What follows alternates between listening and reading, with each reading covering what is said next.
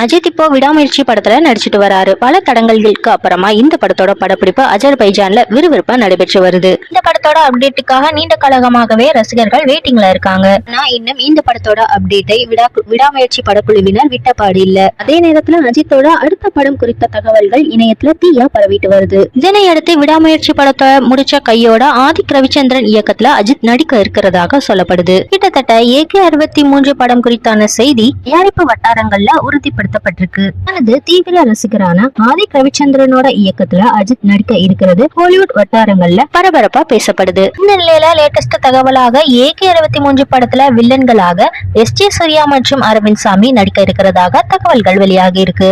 ஏற்கனவே அஜித்தை வைத்து வாலின்னு சூப்பர் ஹிட் படத்தை இயக்கிய SJ சூர்யா உண்மையில் ஆதிக் ரவிச்சந்திரன் இயக்கத்துல வெளியான மார்க் ஆண்டனி படத்திலையும் வில்லனா நடிச்சு மிரட்டி இருப்பாரு. மேலும் இந்த படத்தோட ஆரம்ப கட்ட பணிகள் நடைபெற்று வர்றதாக சொல்லப்படும் வேளையில் இப்பொழுது இந்த படத்துக்கு தேவி ஸ்ரீ பிரசாத் இசையமைப்பு செய்ய இருக்கிறதாக தகவல்கள் வெளியாகி இருக்கு. அஜித் திரைப்படங்களுக்கு அனிருத், யுவன் சங்கர் ராஜா, TV பிரகாஷ், T இமான் ஆகியோர் இசையமைப்பு செய்து வரும் வேளையில் தேவி ஸ்ரீ பிரசாத் இந்த படத்துக்கு இசையமைப்பு செய்ய இருக்கிறதுனால படத்தோட பாடல்கள் வேற லெவல்ல இருக்கும்னு எதிர்பார்க்கப்படுது. இந்த படத்தோட அறிவிப்புக்கு பல பிரபலங்களும் தங்களோட வாழ்த்துக்களை தெரிவிச்சிருக்காங்க. ரஜினி, விஜய், சிம்பு, சூர்யான்னு பலரும் ஆதிக்கிற்கு தன்னோட வாழ்த்துக்களை தெரிவிச்சிருக்காங்க.